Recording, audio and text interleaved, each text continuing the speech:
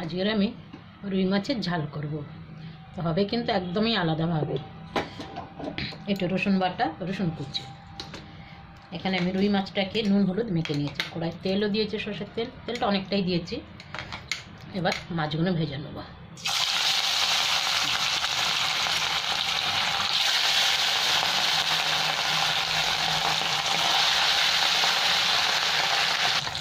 এখানে মাছটা ভাজা হচ্ছে, এখন আমি একটু মশলা তৈরি করে নিচ্ছি।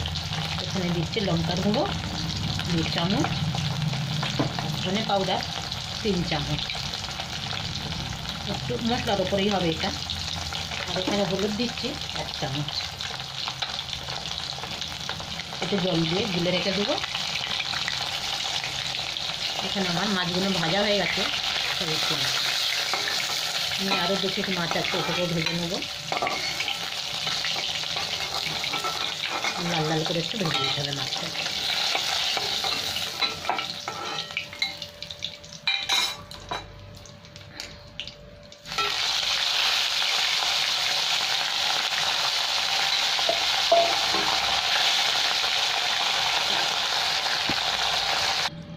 এখানে মাছ ভাজা হয়ে গেছে, তেলটা অনেকটা আছে, আর তেল লাগবে না। এখানে মেথি দিয়ে দিলাম 1 চামচ। এবার আমি এখানে 2 চামচ রসুন থেঁতো করে রেখেছি, এটা দিয়ে দিলাম। একসাথেই ভাজা হচ্ছে। মেথিটা খুব বেশি কালো হবে না।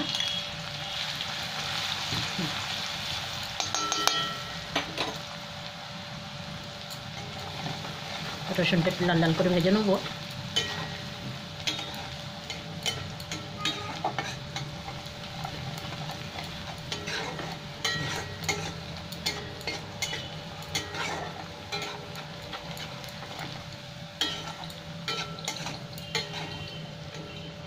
এবার যে মশলাটা করে রেখেছি, এই মশলাটা দিয়ে দেবো।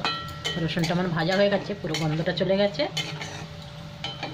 আর এই মশলাটা দিয়ে দিচ্ছে। এই বাটি ধুয়ে আর একটু জল দেবো।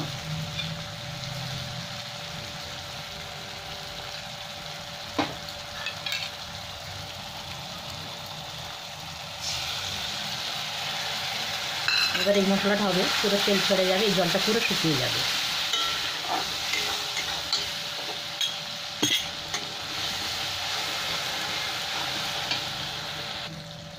এখানে মশলার থেকে আমার তেল ছেড়ে দিয়েছে। এবার আমি জল দিয়ে দিলাম।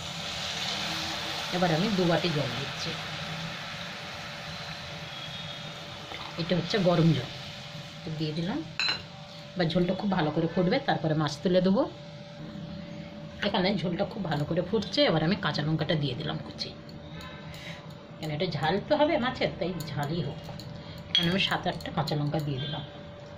এবার আমি নুন দিয়ে দিচ্ছি, নুনটাও দিয়ে দিলাম। এবার আমি মাছগুলো তুলে দেবো সব।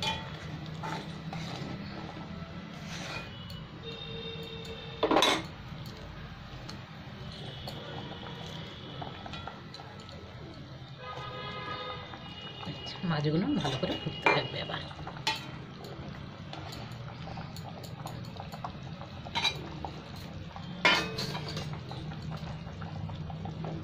এবার আর একটু রসুন কুচি ওপর থেকে দিয়ে দিলাম।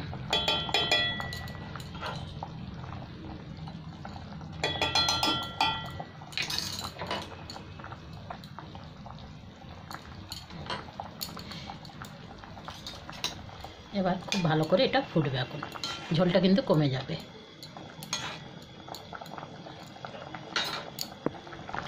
আমার মাছের ঝোলটা কমে হয়েছে ঝোলটা।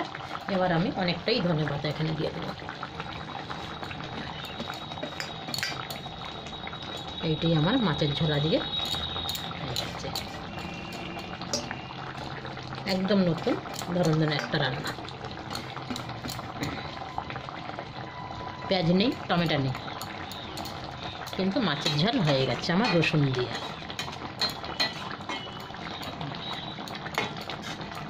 আর কোনো কিন্তু রসুনের গন্ধও বেরোচ্ছে না।